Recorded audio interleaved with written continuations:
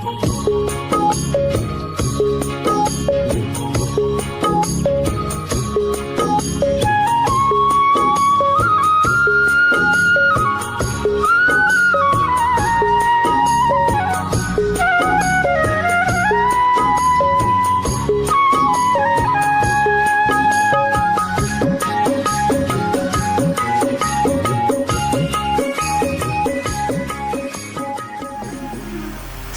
প্রতি প্রীতি এবং ভালোবাসা জানিয়ে শুরু করছি আজকের ভিডিওটা।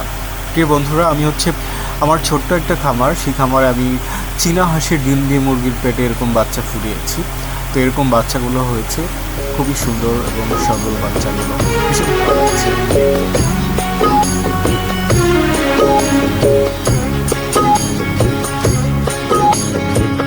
হায় রে আমার মন মাতানো দেশ, হায় রে আমার সোনা ভোলা মাটি, রূপ দেখে তোর কেন আমার।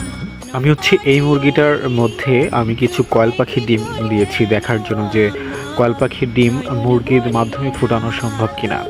তো অ্যাকচুয়ালি এই কয়েল পাখির ডিম কিন্তু সব মুরগি রাখে না, কিছু মুরগি আছে যে এটাকে খেয়ে ফেলে দেয়, ভেঙে ফেলে দেয়, কারণ এটা ছোট ডিম। খুবই দেখতে পাচ্ছেন যে ডিমগুলো কিন্তু খুবই ছোট, দেখতে পাচ্ছেন। আর এর কিছু ওজন যে মুরগিগুলা বেশি, সেই মুরগিগুলা কিন্তু যেমন একটা পা দিয়ে বসে আছে, এটা ডিম কিন্তু ভেঙে যাবে।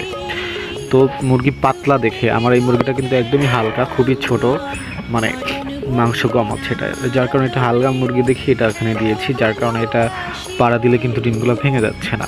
তো এখান থেকে আর কি আমি দিয়েছি প্রায় 10 দিন হয়ে গেল, আর কিছুদিন পরেই মনে হয় বাচ্চা ফুটবে। তো বাচ্চা ফুটলে আপনাদের অবশ্যই আমি দেখাবো যে বাচ্চাগুলো কীরকমভাবে কী অবস্থানে আছে। তো আমি লাইট দিয়ে দেখতে পেলাম যে এখানে বাচ্চা নড়াচড়া করছে, ভিতরে একটা রক্তের মতো কিছু হয়ে গেছে। তো বুঝতে পারছি যে বাচ্চা হওয়ার বেশি দিন আর নেই, হয়তো 2-4 দিনের মধ্যেই বাচ্চাগুলো বের হয়ে আসবে। তো বাচ্চা হলে তো আমি সাকসেস। তারপর আমি এখন এটা কয়েল পাখিটা নিয়ে একটু ভাবছি যে কয়েল পাখির এই ডিমটাকে আমি একটা ইনকিউবেটর তৈরি করব, নিজে ইনকিউবেটর তৈরি করে ওইখানে আমি অ্যাকচুয়ালি 1000 ডিমের একটা প্ল্যান করছি। তো আমি 2-3 দিনের মধ্যেই সেই ইনকিউবেটরটা নিজে তৈরি করব, এবং কীভাবে তৈরি করব সেগুলো আপনাদেরকে আমি দেখাবো, আশা করছি নেক্সট ভিডিওতে। তো অবশ্যই আমার চ্যানেলটাকে সাবস্ক্রাইব করে পাশেই থাকবেন, তাহলে আশা করছি অনেক কিছু জানতে পারবেন এবং শিখতে পারবেন।